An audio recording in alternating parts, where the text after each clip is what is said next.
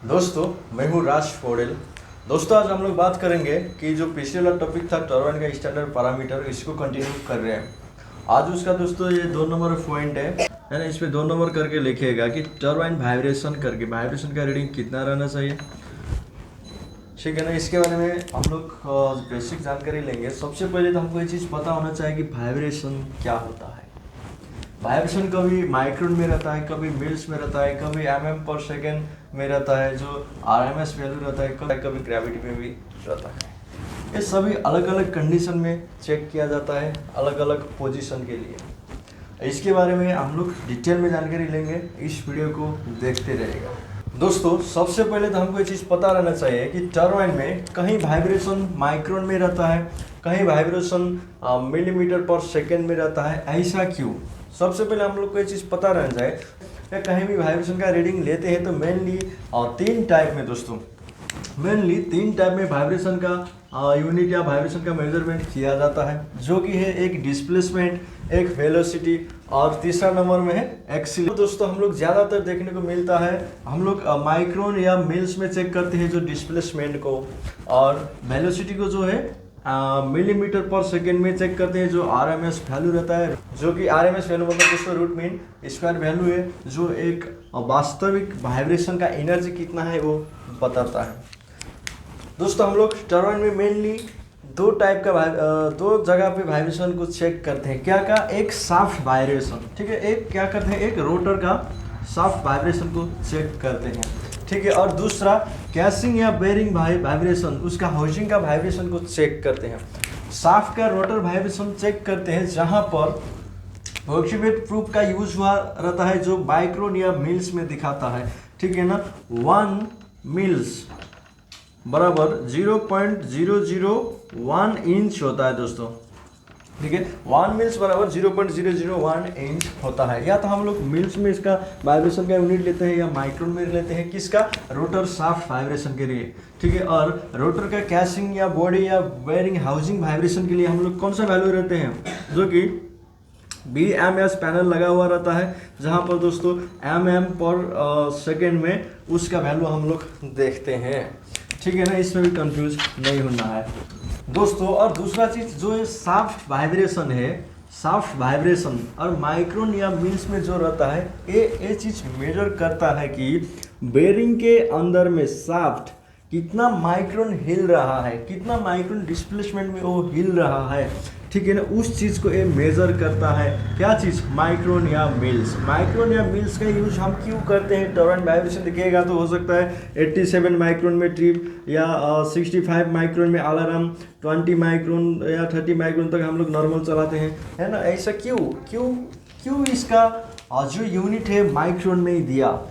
जो turbine shaft vibration unit रहता है, जो आप लोग देखते हैं, उसको माइक्रोन में क्यों दिया? इसीलिए दिया दोस्तों, जो बेरिंग का क्लियरेंस रहता है बहुत ही कम रहता है, 0.25 से लेके 0.35 mm के बीच में बेरिंग का क्लियरेंस रहता है, ठीक है। और इतना कम बेरिंग का क्लियरेंस के अंदर में जो शाफ्ट रोटेट कर रहा है बेरिंग के साथ में रहकर, वो उसका जो क्लियरेंस या उसका डिस्प्लेसमेंट है बहुत ही माइक्रोन में होना चाहिए। अगर हाई डिस्प्लेसमेंट हुआ तो क्या होगा दोस्तों? उसका वाइब्रेशन ज़्यादा आएगा और वो मेटल टू मेटल कंटैक्ट होने का चांस भी रहता है। इसीलिए दोस्तों उसका यूनिट माइक्रोन या मिल्स में ही रहता है। किसका? शाफ्ट रोटर वाइब्रेशन का।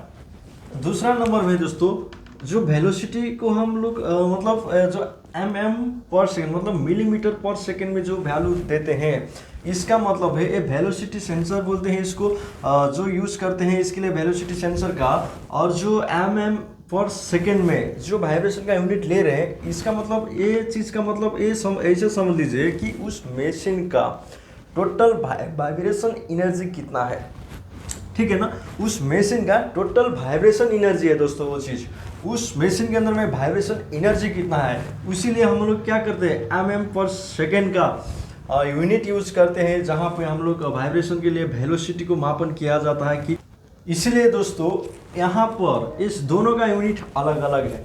माइक्रोन का मतलब है दोस्तों उस रोटर या रोटर शाफ्ट बेरिंग के अंदर में कितना डिस्प्लेसमेंट के साथ में वाइब्रेट कर रहा है, कितना उसका वाइब्रेशन या कितना माइक्रोन में वो हिल रहा है ना, सेंटर से रोटर बेरिंग के अंदर, उस चीज़ को नापा जाता है, मापन किया जाता है। और mm पर सेकेंड मतलब मिलीमीटर पर सेकेंड का मतलब होता है कि उस वाइब्रेशन या उस टोटल मशीन में, उस मशीन का बॉडी में या बेरिंग हाउसिंग में वाइब्रेशन का एनर्जी कितना वाइब्रेशन एनर्जी है, इसलिए दोनों का यूनिट अलग अलग है।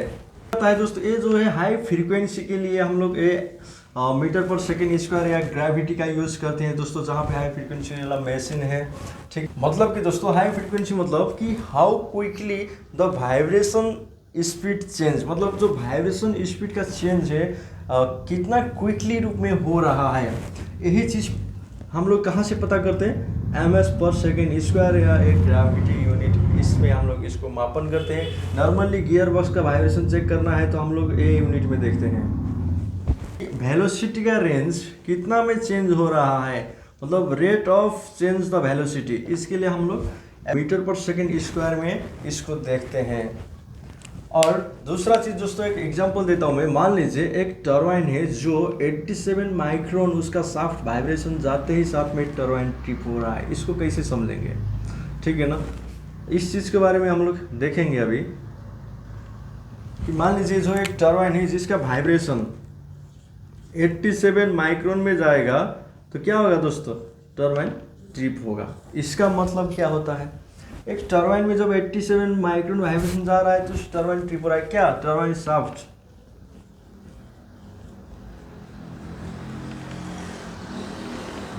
जबकि शाफ्ट वाइब्रेशन 87 माइक्रोन जाएगा तो टरबाइन ट्रिप होगा। ये चीज़ मैं एक एग्जांपल के लिए बताने जा रहा हूँ, इसको कैसे समझना है। सबसे पहले आप लोग क्या है, वाइब्रेशन क्या है, इसको कैसे मापन किया जाता है, 87 का मतलब क्या होता है, इस चीज़ को समझ लीजिएगा। उसके बाद आप लोग कहीं भी जाएगा तो आप लोग एक पैरामीटर देखते हुए आपको समझ में आ जाएगा। अगर 20 माइक्रोन में चलना है तो इसका मतलब क्या है, इस चीज़ को समझना है। जहाँ पर वो जो शाफ्ट है 87 माइक्रोन में मूव कर रहा है, उसका वाइब्रेशन इतना है, इसका मतलब ये है कि उस शाफ्ट बेरिंग सेंटर से लेके 87 माइक्रोन आगे पीछे मूव करते हुए वो घूम रहा है ना, मतलब डिस्प्लेसमेंट में वो क्या कर रहा है, घूम रहा है। मतलब ये कितना आएगा, लगभग जो इसका क्लियरेंस है 174 माइक्रोन।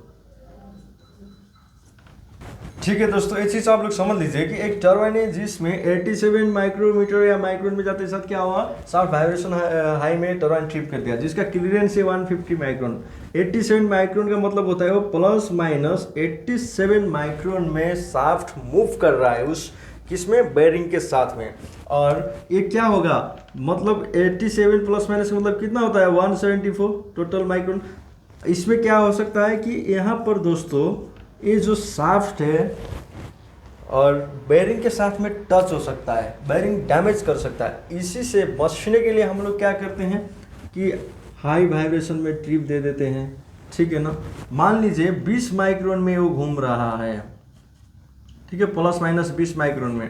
तो इसका मतलब क्या है दोस्तों कि वो शाफ्ट का सेंटर से लेके प्लस माइनस 20 माइक्रोन में बेरिंग का सेंटर से लेके वो शाफ्ट प्लस माइनस 20 माइक्रोन में मूव कर रहा है, ठीक है। इसीलिए हम लोग क्या करते हैं दोस्तों, और बेरिंग का क्लियरेंस बहुत ही कम रहता है, इसीलिए जिसका वैल्यू हम लोग देखते हैं माइक्रोमीटर में या मिल्स में, ठीक है, जिसके लिए हम लोग प्रोक्सीमेट प्रूफ का यूज करते हैं, जो शाफ्ट या रोटर का वाइब्रेशन मेजर किया जाता है उससे। और दूसरा चीज़ है दोस्तों, ये माइक्रोन का मतलब आप लोग ये चीज़ समझना है कि माइक्रोन का मतलब होता है कि वो शाफ्ट कितना हिल रहा है, समझ रहे हैं ना। माइक्रोन का मतलब क्या है, शाफ्ट कितना हिल रहा है बेरिंग के अंदर, उस चीज़ को हम लोग मॉनिटर करते हैं, उस पैरामीटर को हम लोग देखते रहते हैं। mm इस पे जो वैल्यू आता है, जो मिलीमीटर पर सेकेंड का जो वैल्यू है, इसका मतलब है उस मशीन में कितना वाइब्रेशन एनर्जी है। वाइब्रेशन एनर्जी को मापन करने के लिए हम लोग क्या करते हैं दोस्तों, जो वेलोसिटी सेंसर का यूज करते हुए mm पर सेकेंड में हम लोग उसको देखते हैं, जिसका वैल्यू रहता है RMS वैल्यू आता है, जो कि वास्तविक एक एनर्जी है, वहाँ पे कितना वाइब्रेशन एनर्जी है हम लोग उस चीज़ को देख सकते हैं, जैसे कैशिंग या बेरिंग हाउसिंग, ये सब चीज़ में, ठीक है ना। इसीलिए दोस्तों जो आपका ये माइक्रोन होता है, माइक्रोन क्या है, शाफ्ट का डिस्प्लेसमेंट को मेजर किया जाता है, और जो है शाफ्ट क्लियरेंस सेफ्टी के लिए हम लोग माइक्रोन को देखते हैं। माइक्रोन क्या कर रहा है, शाफ्ट का क्लियरेंस का सेफ्टी पर्पज के लिए हम लोग माइक्रोन में इसको देख रहे हैं, जो शाफ्ट डिस्प्लेसमेंट को मेजर करता है। और जो mm/s है दोस्तों, ये जो रहता है क्या, एक मशीन का वाइब्रेशन एनर्जी है, उस मशीन में कितना वाइब्रेशन एनर्जी है, और उससे क्या हमको क्या चीज़ पता करता है, क्या चीज़ पता चलता है कि मशीन का हेल्थ पैरामीटर, ठीक है ना। मशीन का हेल्थ पैरामीटर के लिए हम लोग mm/s का यूज करते हैं, ठीक है ना। वो क्या है, मशीन का हेल्थ है क्या, mm/s। माइक्रोन या मिल्स क्या है, क्लियरेंस सेफ्टी। ऐसे भी आप लोग इसको समझ लीजिएगा, कंफ्यूज नहीं होना है दोस्तों। जो शाफ्ट का माइक्रोन में हम लोग चेक करते हैं, उसके लिए जो सेंसर का यूज होता है दोस्तों, प्रोक्सीमिटी प्रूफ का यूज करते हैं, ठीक है। डिस्प्लेसमेंट के लिए जो माइक्रोन में या मिल्स में यूज, उसको हम लोग सेंस करते हैं। और दूसरा चीज जो वेलोसिटी रहता है mm/s का, जिसके लिए हम लोग क्या यूज करेंगे, वेलोसिटी सेंसर का यूज करते हैं, ठीक है ना। जहाँ पे आगे एक मैग्नेट टाइप का रहता है, मैग्नेटिक रहता है, उसको हम लोग कैल्शियम में जाके टच कर देंगे, और हम लोग क्या करेंगे, वेलोसिटी मीटर से देखेंगे। जो वाइब्रेशन टेस्टर रहता है, वाइब्रेशन टेस्टर में क्या करेगा, वो जो वैल्यू आएगा mm/s में आएगा, जिसका वैल्यू रहता है RMS। कभी भी दोस्तों इस चीज़ को हमेशा याद रखिएगा, जो माइक्रोन है शाफ्ट का क्लियरेंस को सेफ्टी रखता है। क्लियरेंस सेफ्टी के लिए हम लोग माइक्रोन में हम लोग देखते हैं क्या चीज़, उसका डिस्प्लेसमेंट, उसका वाइब्रेशन को मेजर करते हैं माइक्रोन में शाफ्ट का क्लियरेंस सेफ्टी के लिए। और दूसरा वाइब्रेशन हम लोग मेजर करते हैं mm/s में, जो कि एक मशीन का हेल्थ पैरामीटर है। मशीन का हेल्थ का कंडीशन कैसा है, कितना उसमें वाइब्रेशन एनर्जी है, उस चीज़ को देखने के लिए हम लोग वाइब्रेशन चेक करेंगे किसमें, mm/s में। और जहाँ पे हाई फ्रीक्वेंसी वाला मशीन है, जैसे गियर बॉक्स, वहाँ पे देखना है तो हम लोग मीटर/सेकेंड में देख सकते हैं। लेकिन दोस्तों हम लोग ज़्यादातर या तो माइक्रोन में देखेंगे, या तो मिल्स में देखेंगे, या तो mm/s में ही हम लोग चेक करते हैं। दोस्तों अब मैं बताने जा रहा हूँ कि जैसे एक रोटर का शाफ्ट में कितना वाइब्रेशन नॉर्मल माना जाता है, कितना में अलार्म आ सकता है, कितना में ट्रिप होता है। और दोस्तों वाइब्रेशन और क्लियरेंस हर एक टरबाइन, हर एक रोटर का, हर एक मशीन का अलग अलग होता है। ये डिपेंड करता है उसका डिजाइनिंग, उसका लोड का कंडीशन, उसका कैपेसिटी का कंडीशन, ये सभी चीज़ में, और उसका मैन्युफैक्चरिंग डिज़ाइन, ये सब चीज़ में उसका पैरामीटर डिपेंड रहता है। लेकिन एक नॉर्मली एग्जांपल के लिए मैं बता रहा हूँ, जैसे मान लीजिए एक टरबाइन है जिसका शाफ्ट वाइब्रेशन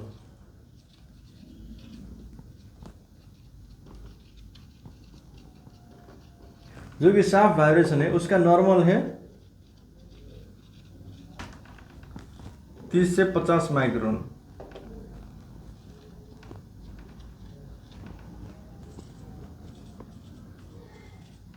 अलार्म है 70 माइक्रोन। और ट्रिप मान लीजिए इसका ट्रिप है 87 माइक्रोन। अब इस चीज़ को आप लोग समझ लीजिएगा, 30 से 50 माइक्रोन जिसका शाफ्ट वाइब्रेशन है, इसका मतलब ये है कि उस शाफ्ट +-13 माइक्रोन में मूव कर रहा है। इस चीज़ को समझ लीजिए। अलार्म 70 माइक्रोन है, इसका मतलब वो शाफ्ट अब 70 माइक्रोन में मूव कर रहा है +-।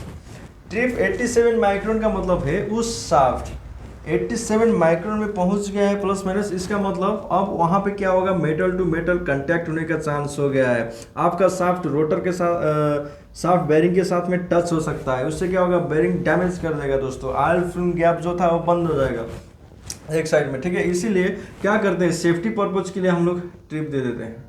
इस चीज़ को हमेशा ध्यान देना है। अगर आप मान लीजिए एक मशीन का वाइब्रेशन बढ़ रहा है, आप उसको इग्नोर कीजिएगा तो इस कंडीशन में क्या होगा, जब ये ट्रिप कंडीशन में पहुंचेगा, आप इसी में कंटिन्यू चलाते रहेगा तो धीरे धीरे उसमें क्या कर देगा दोस्तों, बेरिंग डैमेज हो सकता है, इक्विपमेंट डैमेज हो सकता है, जिससे बहुत भारी नुकसान मिलेगा। फिर अब हम लोग दूसरा चीज़ देखेंगे दोस्तों, ये तो था शाफ्ट वाइब्रेशन, एक एग्जांपल के लिए मैं आपको बता दिए थे। अब हम लोग देखेंगे कैशिंग या बेरिंग हाउसिंग वाइब्रेशन। देखेंगे दोस्तों बेरिंग वाइब्रेशन।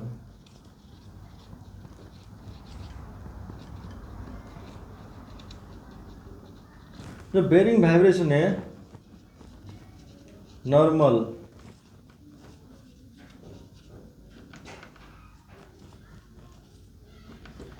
नॉर्मल, अलार्म और ट्रिप वैल्यू इसको देखते हैं। मान लीजिए एक बेरिंग हाउसिंग का जो नॉर्मल वैल्यू है 3 mm/s, इसका अलार्म वैल्यू है 4.5 मिलीमीटर पर सेकेंड और ट्रिप वैल्यू है 7 मिलीमीटर पर सेकेंड। इसका मतलब क्या समझेंगे दोस्तों, एक बेरिंग वाइब्रेशन या इसका कैसिंग भी मान सकते हैं, ठीक है ना, या बॉडी वाइब्रेशन। अगर आप लोग एक नॉर्मल देखिएगा 3 mm पर सेकेंड का मतलब है उस मशीन में जो वाइब्रेशन एनर्जी है 3 mm पर सेकेंड में है। इसको ऐसे समझना है, वाइब्रेशन एनर्जी है दोस्तों, mm पर सेकेंड का मतलब क्या है, वाइब्रेशन एनर्जी। उस वाइब्रेशन का एनर्जी क्या है, कितना वाइब्रेशन एनर्जी उस मशीन में हो रहा है।